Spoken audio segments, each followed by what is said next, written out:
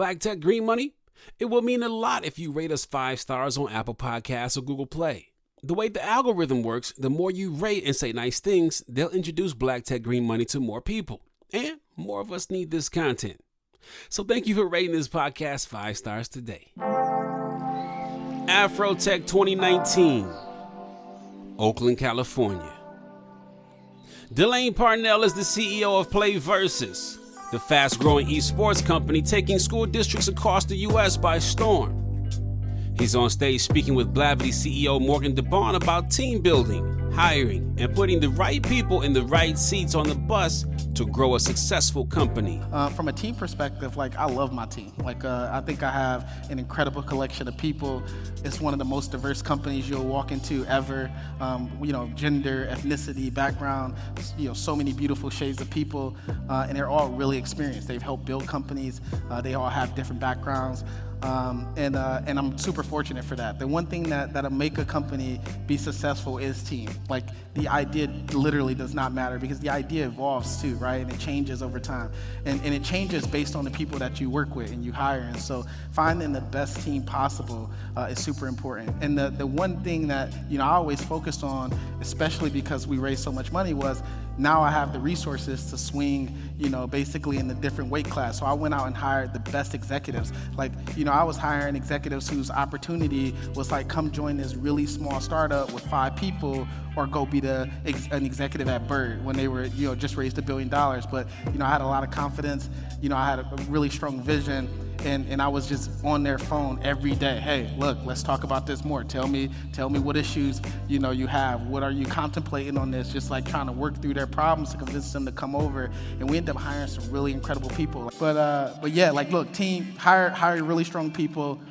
Don't prioritize hiring friends. Hire the best person for the job, and don't worry about domain experience. So for us, we're focused on esports. So we don't need people who understand esports. We need people who have incredible depth at whatever their job is. So if you're a CFO, I want you to be the best CFO possible based on that skill set. And then I want you to be an incredible leader, right? So leadership ability and skill, and then depth in your experience and your domain, I think is most important than actual market experience. I'm Will Lucas, and this is Black Tech Green Money. I'm going to introduce you to some of the biggest names, some of the brightest minds, and brilliant ideas. If you're black in building or simply using tech to secure your bag, this podcast is for you. Arlan Hamilton is an investor and the founder and managing partner of Backstage Capital, which specializes in investing in women, people of color, and LGBT founders. She released her first book from Penguin Random House entitled It's About Damn Time, which is based on her personal journey into entrepreneurship and venture capital. I asked Arlan, since black people are the culture that has driven revenue for so many companies, whether it be in social media, music, entertainment, why don't investors just go to the well and fund black people? Cut out the middleman.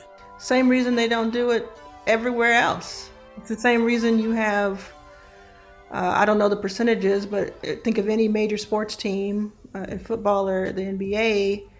Most of the players are black. None of the quarterbacks are black. None of the owners are black. None of the this and the that are black. Same reason you have every once in a while they'll throw us a movie or a TV show, but who are the executives? Who are the showrunners? With the exception of a few who have broken ground, who get to actually make decisions there.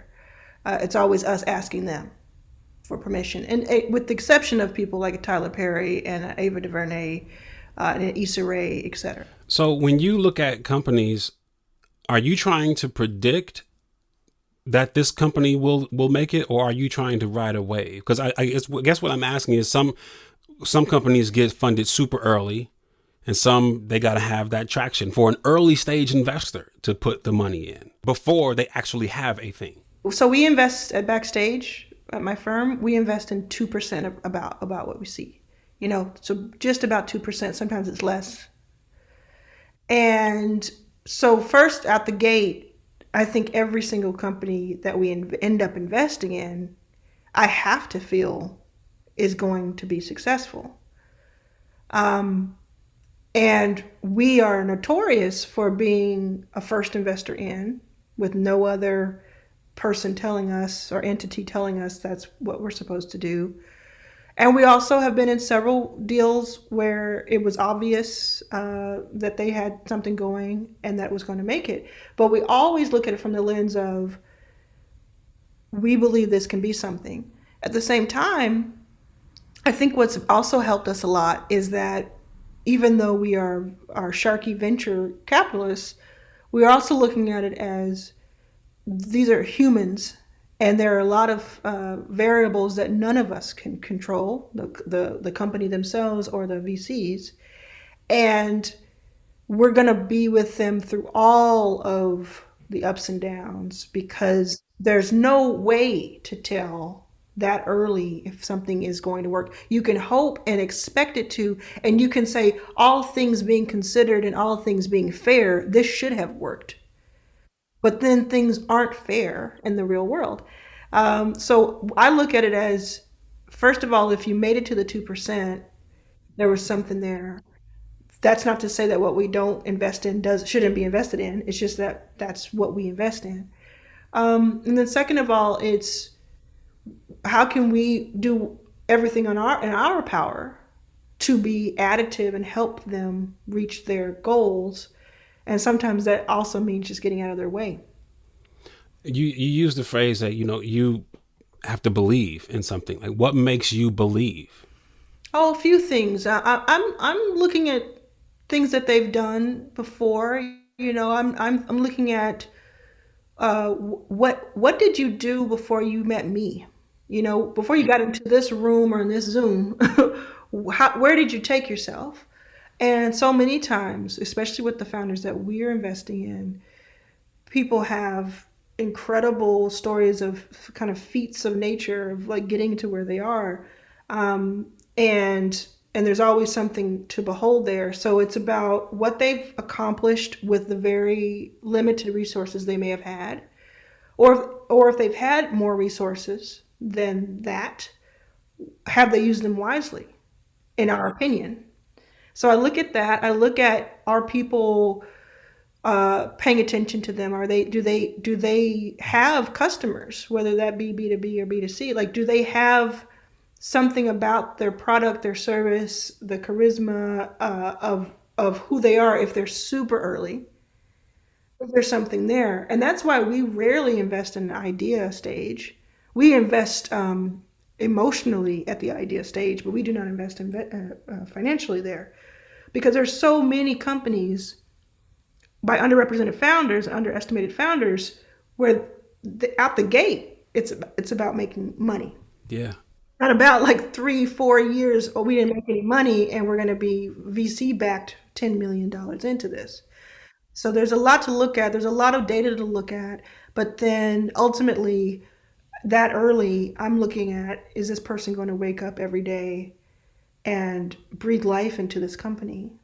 You talked about the human element of, what you do. And you have people who, I would imagine, when we were all outside, we'll see you at a conference, not an Afrotech, but see you at a conference and they're Black and you're the only Black VC in the room. And like, Arlan's got to understand what it took for me to get in this room, number one, but to get here with a thing.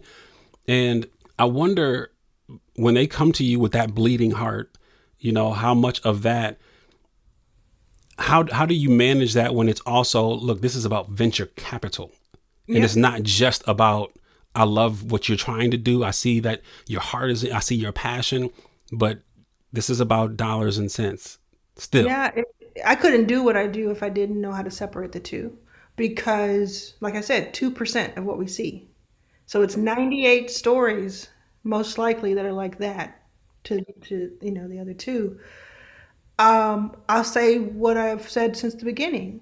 This isn't, you're Black, let me write you a check day. This is not what this is. So what I do in my career, in my profession, as a venture capitalist, as an investor, however you want to call it, is I make investments based on criteria that I have and instincts that I have, and the effort to make money for myself, for our stakeholders, and for our LPs. Yeah. And what I do outside of that, and the other 6 revenue streams that I have, is if I want to be philanthropic, I can be philanthropic all day long. Yeah. Right? So I have to separate it. Yeah. So you're not coming into the room for me, the investor, and trying to get me on a sad story, because I have a sad story. Yeah. These and I facts. wasn't the first person to tell the sad story. The sad story was kind of outed, and then I kind of went on that ride once I realized that it was helping a lot of people get through their current situation. But you can't get me on a sad story, because I'm going to care. Like I'm a caring person, but that's not going to tell me if in 5 years you would have upside for the both of us.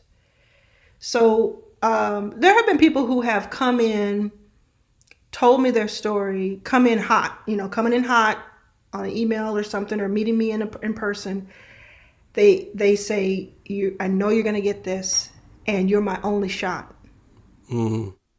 And I think what they think that means is that, they psych themselves into thinking, she's going to write me a check today. Where do I cash it? Right. And I have to tell them that we can't afford to do that. I think there was one time I was like, like your tears aren't going to get you the check. And that's with me or with anyone else. Also, if you feel like I'm your only shot, something else is wrong. That's right. Something else is wrong, because what I think a lot of people miss with my story is I've raised a few $1 million and I've deployed that into companies with my team. But I've also generated millions of dollars in revenue the past 5 years. I've also bootstrapped the company to keep the lights on every single year and every single month without very much outside help. So I know that there's no one person, no rich person who is my only shot. I have gotten creative every single year.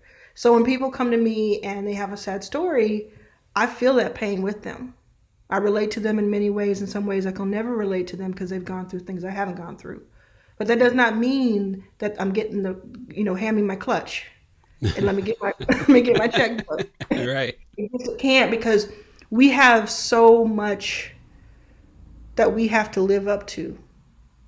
And it won't do anybody any good. And I think people don't get this about me. Like, I know this. It won't do us any good if Backstage doesn't do well. That's right. So how do you define seed stage? Because, every angel investor or VC I talk to defines it a little bit of a different way. Check sizes are from 20 grand to 500 grand. Yeah, I think it changes about every 18 months. It probably changes every 6 months, and then real change every 18 months. It just 6 years ago it was different than it is today. A year ago it was different. Seed, I guess the way, I'm not trying to be facetious, but it's just whatever is after pre-seed. Okay. Because sometimes I'm like, okay, are you calling this your pre-seed or your seed? And I'll get an answer like, it's my bridge to seed from pre-seed, and we've raised 1.7 million in pre-seed. And I'm like, whoa. Well, how much of your company do you still own? Or will you own when this converts? Because I don't. You have a 1.7 million pre-seed, and now you're doing a bridge to the seed. And sometimes it happens because these things roll. They roll. You have a 3-year period where people are just raising, and they haven't made it to what you would think seed is in their metrics. For one reason or another, like they don't have the inflection point of having enough in the bank at the right time, or this, that, and the other. But I just call it whatever is between pre-seed and Series A, and there's like 4 levels to it. There's a seed 1A, and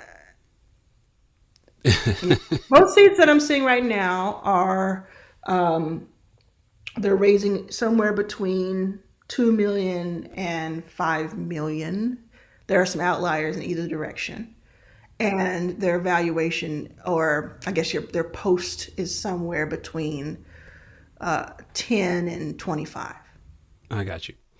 All right. So I guess most of the questions I'm going to ask are from the perspective of trying to understand how we get more Arlan Hamiltons out here and how we get more Charles Hudsons and Richard Kirby's and Candace Matthews Burkeens and Brian Burkeens. And so in that, from that perspective, from that lens, how meaningful, and I read that you invest somewhere usually between 25K, 100K typically.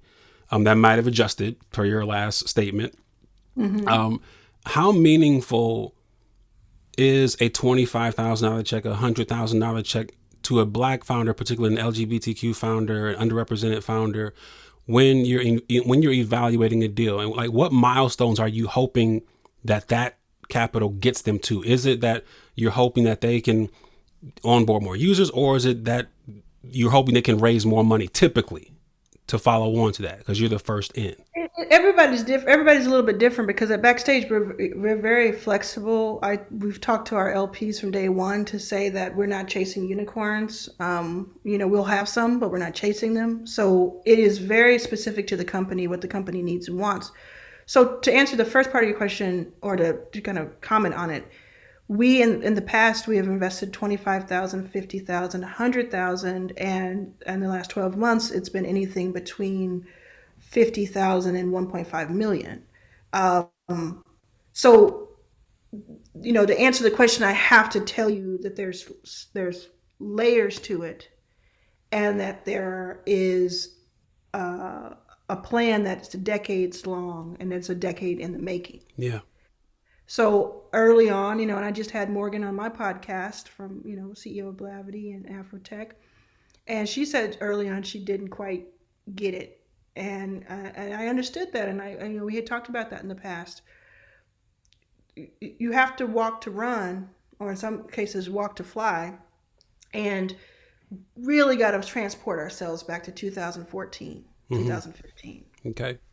I mean, when I think about 2015, the summer of, Stephanie Lampkin,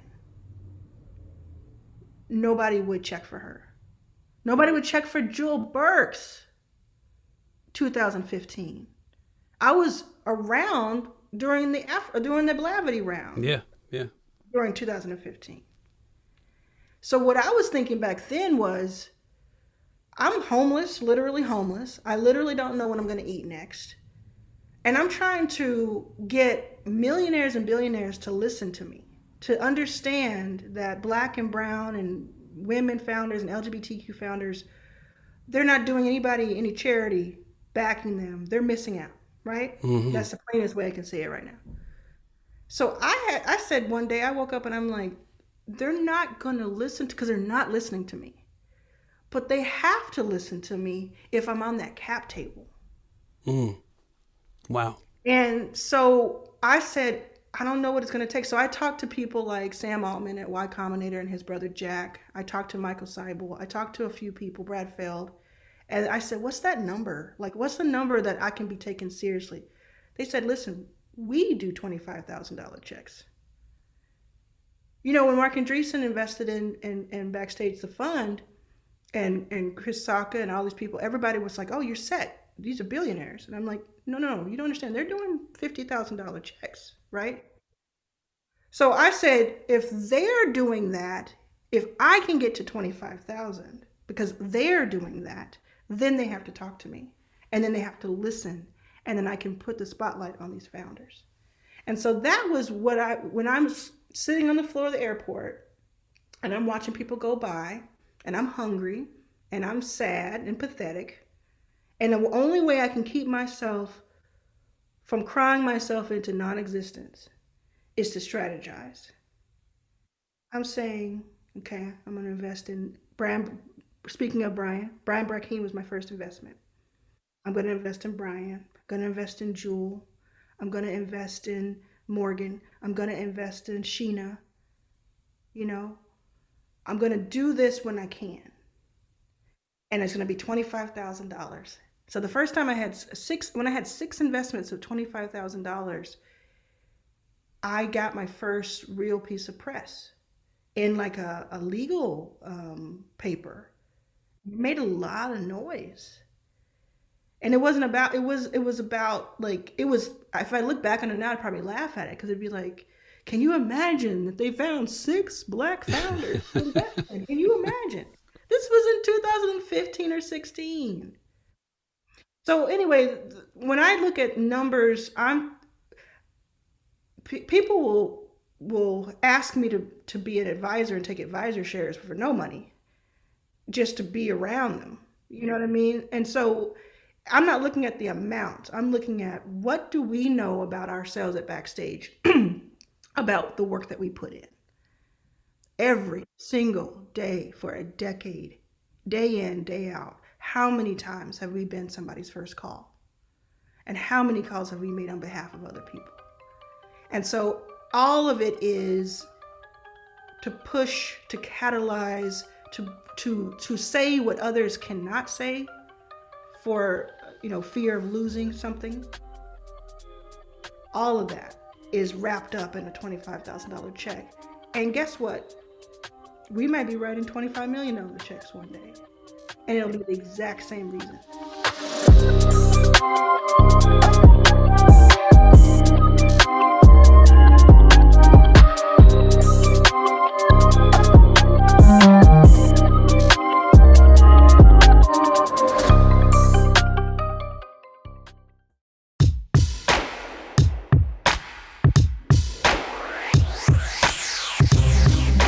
Becoming a venture capitalist is a lot like raising money for your startup. But instead of pitching your widget or your software, you're alternatively trying to engage investors into the idea that you know how to find great deals. You've got the contacts, the inside track. You're the plug. So while pitching a startup is much ado about putting together a dope 10-page deck, what is a pitch like when you're putting your hat into the ring to be a bonafide investor? Arlan speaks on it. It's funny that a lot has changed in the last 5 years, but a lot hasn't when it comes to the pitch and when it comes to the reaction. It's still difficult for us to raise from institutionals and from certain groups. But the pitch has always been, we're underrepresented, so we're underestimated. If we have done so much, us, when I say we, I mean Black founders first and foremost. If we have done so much with so little, imagine what you could do, what they could do with more, what we could do with more. And it's always been, even when it meant losing out on money, it's always been, this is not philanthropic, this is not for your heartstrings, this is not for you to tick this off of your good deeds for the year. There is a wave coming, and you can either be crushed by it or you can ride it. Mm-hmm. And we see it earlier than a lot of people are seeing it. So we were saying this, and I was saying this personally in 2012 and 13 and 14, outside of Silicon Valley. So yes, of course, there were many who are now friends, like Black investors. That was never a question. And I correct people when somebody says I'm the first something or other. No.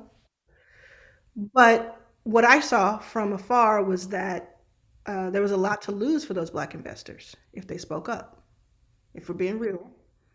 And I didn't have that to lose. I was already at bottom. So I didn't have that to lose. I could go out there and scream and run around and say crazy things and people could hear it. So when it comes to today, with the Republic raise, we just, with this crowd fund raise for the Backstage entity to share an upside with us, which is at republic.co/backstage. The pitch is the same as, we've been saying this for years. I think it's undeniable now that Black and brown founders, women founders, LGBTQ founders, we're always onto something. We're always doing something. We'll do without us. We'll do without your investor money, my investment money. We'll make a way with or without us. Don't you want to be with them? We want to.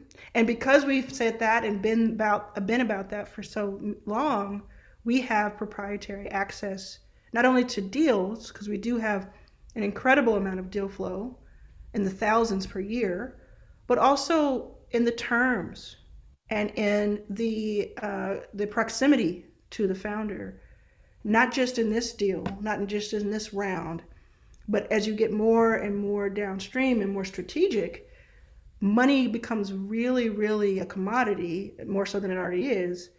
And it comes down to relationships, and it comes down to integrity, and it comes down to loyalty and respect and trust. And when you put me, toe to toe with somebody when it comes to those things, I might not have the most money in the room, but I'm going to win on some cases in those arenas. And so backing this jockey, me particular, Backstage in general, becomes more and more strategic the further downstream we go. So the first 5 years may not have made much sense to people because they're like $25,000 into more than 100 companies. What are they doing? Are they saturating? Is the quality high? I mean, so many, even yesterday, somebody tweeted me that I'm trash and portfolio's trash and whatever. I'm going to be crying all the way to the bank. Knowing what I know about our portfolio and some of the things that are happening. Go ahead then. Go ahead then. So who do I need to be a VC? To be a VC, venture capital, I was just in TechCrunch about this because I spoke at TechCrunch and they put it into an article. I'm not big on VC itself. That's why I say you can call me a venture capitalist, you can call me an investor, whatever you want to call me. To be a VC, I think you can be anyone who sees what the future is going to look like in their mind's eye. You don't have to have gone to any certain school to be a good VC. You don't have to go know any certain person. Mm-hmm. I do think you need to have a great deal of empathy for founders, whether that's because you're an operator yourself, you've had that experience, you've worked at a company, or you've just been surrounded by that, and for some reason you can speak to that, because that's the majority of your job, is that management. Somebody asked me what a talent wrangler is, because I used to be a talent wrangler for TV shows and music. Yeah. And I'm like, that's what we're doing here. I'm wrangling talent left and right at Backstage. So I think you need to have that empathy, and there's a discretion that's definitely necessary. You're going to learn a lot of proprietary information, and you're going to be in situations, over time where something could affect something else, and it could also make you wealthy, but you're skirting the line of either screwing someone over or as bad as, insider trading or whatever. Yeah. And there are a lot of people who are messy at some parts in their lives, and they have to kind of clean that up before they can jump into this arena. It is high stakes every single day. But if you could see the future and you have a very clear view of what that looks like, and there are some founders either now existing or the ones that will be there to catch you, then I think I want to see you deploying capital. There are many ways to do the same thing I'm doing to affect change that do not involve becoming a venture capitalist and playing this game, because this game is not that great. So I would prefer you did that. I prefer you start a company. I prefer you were a backer, an angel investor, all of those things. But if you are the few people who want to be venture capitalists, it doesn't matter what school you went to, who you know, who your parents are. It just matters what kind of fingerprint you can leave on the world. There's a quote I found from you that I love. It says, "I didn't come here to get your scraps. I didn't come here to get your pity or your charity. I came here to go toe to toe with you, head to head with you, and to take it all." I imagine a world where Black people dominate investing, right? Like we dominate in other verticals, culture specifically. How do we then get more eligible Black? And what I mean by eligible is what you said earlier, like they have the loyalty, they have the trust, that sort of thing. How do we get more of those Black people to consider roles in investing, in your opinion? Oh, I mean, in my experience, there's been a lot of interest, because people just hear the idea of being an investor and they think that makes, I get to work with money. Like, that's interesting to me. I get to make those decisions. Personally, what I know the next decade of my life will be is, in addition to direct investments in companies, the same way I just spent the last decade working on that. The next decade will be, in addition to that, is me backing more and more fund managers who are emerging, because to me that's really where things get interesting. The catalyzing and the impact you have there, and I don't just mean like social impact, I mean just impact on the world, uh, legacy, I guess, is incredible there because it's tenfold in any kind of calculation. Um, so I know that that's where I've piloted this idea with about a dozen funds led by underrepresented, underestimated emerging managers, not exclusively, but mainly that, and for the past 2 years or so.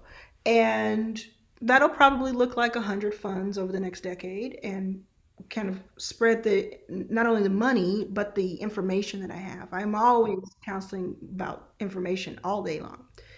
So I think some of that will become more like I'm talking about it now, but imagine a world where there are more fund of funds and maybe things that are like accelerators for investors. Like that to me, I've been trying to make that happen since 2016. It hasn't been the right time, but I think I've reached the point where I could do something like that. And I think showing, like being able to articulate and show the through line for people. Olin Douglas is a black man who has a $150 or $60 million fund called Motley Fool Ventures. And he does a really great job of explaining why black people need to be venture backed and in venture. He was on my podcast, Your First Million, a few weeks ago. And I think that the more successful black companies there are, the more you're going to learn about how they got there. What's the through line, right? The more television shows and movies and games and podcasts that portray black excellence in this way and other in this way, the more people will say, how did they get from there to there? I want to be part of that. I want that. So it's not just in, the people you named, you just multiply that by 10, so maybe 50 or 100 of us in a room. That's great. But we ourselves in the black tech investing community, which is not a lot of us, but it's more than people think. We can fill a room for sure. We have to think about things in an abundance mindset and in a succession mindset of who is after us. Like I said recently on Twitter, we will, all of us living, will one day be the ancestors to somebody. How are we going to proceed accordingly? So I think there's a lot of like, let's make sure that we're good, because a lot of us came from circumstances that weren't. But I always think, I'm always gravitating towards the people who are saying, how do I share? Like think of, like you said, Candace and Brian, like what they're doing in St. Louis and what they've been doing since day one in their companies and their accelerator and now in their fund. Yeah. And Cincinnati. Yeah. Yeah, exactly. That's what I mean. Yeah. All of that, that's what I gravitate towards. Is like there's enough for all of us. There's plenty. There's stuff that's not going to even be used. There's going to be scraps left over, but we don't have to all fight on this corner. That's right. Where there's all this abundance for us. There's another quote that you said was, people who interview me or are want insights from me, they are always asking me about trends, and I just don't care about trends. Unquote. In context of that, I'd like to understand how you think about being genuine to what matters to you, and how that might make financial sense from the perspective of providing returns. Because I would imagine most VCs are looking at trends because those have what would be the success indicators. Mm-hmm. What do you say to that? Who said it? Was it Steve Jobs? Somebody said the best way to predict the future is to make it. Mm-hmm. That's right. That's to me. I mean, if I'm looking at trends, I'm too late, I think. I'm too late if it's trendy, if it's trending. I'm too late. I'm looking at the pulse of things early as possible. This is what I think the future will look like, and therefore I need to back the things that will be prepared for that future, rather than, oh wow, this thing everybody's on, it must be good because everybody's on it. Let's hitch a ride. Yeah. And it's also because I would be disingenuous if I said that I'm some sort of, financial scholar, that I keep up with what's going on Wall Street to Main Street to this. I don't. I often get asked to go on like Squawk Box and things like that. Yeah. And I'm like, you don't want me on Squawk Box. You don't want me on there because all I'm going to say is, I don't know. I don't know. But what I can tell you is, ask me a question about being there for the founder at 3:00 in the morning when they don't know if they should be acquired or not, or they should keep going with their dream, and they're worried about their board firing them because they didn't take the right answer. Ask me what happens when someone passes away and other people are reaching out to ask about, other types of things that are not important in that moment, in my opinion. All of that. So trends, I'm not like saying that, like even on my podcast, I'll talk about things that are of the day, kind of with wonder and whatever, curiosity. That curiosity got me here. But I'm not going to pretend that I have any sort of expertise in places that I don't. I have expertise in certain places. I don't know many people who can explain how to build a fund the way that I can. So I'm going to share that expertise as much as I can for other people. But I don't know about certain things that are trendy. And also, I'm such a non-FOMO person. So it took me months to even sign up for Clubhouse. I haven't signed up for Dispo. I love everybody having a good time. I just don't. I want my string cheese, my Diet Coke, and my General Hospital. That's trendy. The General Hospital, though? Oh, General. Oh, don't get me started on General Hospital. I'm an expert at General Hospital. General Hospital is a fantastic television program. Okay. I will take your word for it, Arlan. Yeah. 30-some years I've been watching that show. It's beautiful. I've been on the set. This is what I want. So I missed my 40th birthday just in October because of COVID. What I want for my 41st, if you're listening, ABC, Prospect Park, what I want is for Laura Wright, who plays Carly Corinthos. Yes. Give me a soap opera slap on camera, on set. I want to have one line, and she has one line, and then she slaps me. And we record it, and I use it as a gift. So I'm gonna give you your Squawk Box answer. I have no idea what this. You're so far out of my world right now. I'd be great to put me on the reel or something. But Squawk, no, I'd probably hurt some feelings at Squawk Box because I would say most things were silly that they were talking about. But I really appreciate people like Charles Hudson, Monique Woodard. Yeah, Monique. Marlon Nichols, Brian, et cetera, because I love to me, they're all Dwayne Wayne to me, like they got that college swag or that intellectual swag to them and also making moves. So I love it. I love that you talked about, being there for that founder at those crossroads of their company, because you told the story on an interview I saw about you wrote "keep going" on a whiteboard in one of your old apartments, and surrounded by all of the strategy. It was this big words and keep going, and you had to force yourself to look at that sometimes because it got rough. And so how do you know when the path you're on is the wrong path then? However, because the reason I ask is because some people will look at, let's say, like the Rodney Williams of the world and the Jessica Matthews and see that they're building these, moonshot companies, these humongous companies. And we want to do that. But our path may be a really great lifestyle company. And so, but we have this big keep going on our dashboard and in our mirror in the morning that says, no, keep going. But what we really should be doing is focus on our path. Well, my keep going was focus on your path. My keep going was not to build Andreessen Horowitz, or Sequoia or Kleiner Perkins. My keep going was right next to stay true to yourself, in spirit.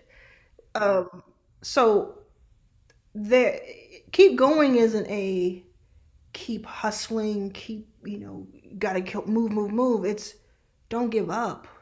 Like don't stop because what you're doing most people can't understand, or what you're doing hasn't paid off for you yet. That it kept me going, and it still does. My version of it now keeps me going. Of so many days, even today, like today, and relatively, even this year, so many days I go for days where people are telling me behind closed doors, you can't do that. We're not going to do that. You're not going to do that. There's no way. No. And they're also saying like, but if you play by our rules, we got you. So my keep going is don't give in, don't give up. There are some people who should be creating what Jessica Matthews is creating. And there are some people who should be creating the lifestyle brands that you described. And there are some people who should be employee number 17 of either one. And all three of them have every bit of the same respect for me and should feel incredibly good about themselves, because my whole thing is like you can only live for yourself at the end of the day, no matter what your beliefs are, your belief system about spirituality or the afterlife or all of that. One thing I think most people can agree on is that in this body and in this time, this is the only time you have. So use it wisely. Don't live for somebody else. And sometimes it is hard to know if you're on the right path because it's so hard, and you're like, am I supposed to not be on it because it's so difficult? Love isn't supposed to hurt. Contrary to what most people say, exercise is not supposed to hurt. It's supposed to burn but not be painful, that sort of thing, So when do you know? And that's a whole other conversation.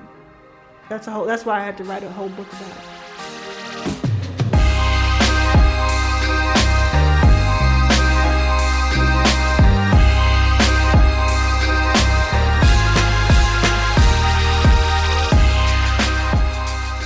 Black Tech Green Money is a production of Blavity Afro Tech on the Black Effect Podcast Network and iHeartMedia. And it's produced by Morgan DeBon and me, Will Lucas, with additional production support by Love Beach and Raven Nearabor. Special thank you to Micah Davis and Sakara Savanyan. Like the wine? Yes, that's his real name. Learn more about my guests and other tech disruptors and innovators at afrotech.com. Go get your money. Peace and love.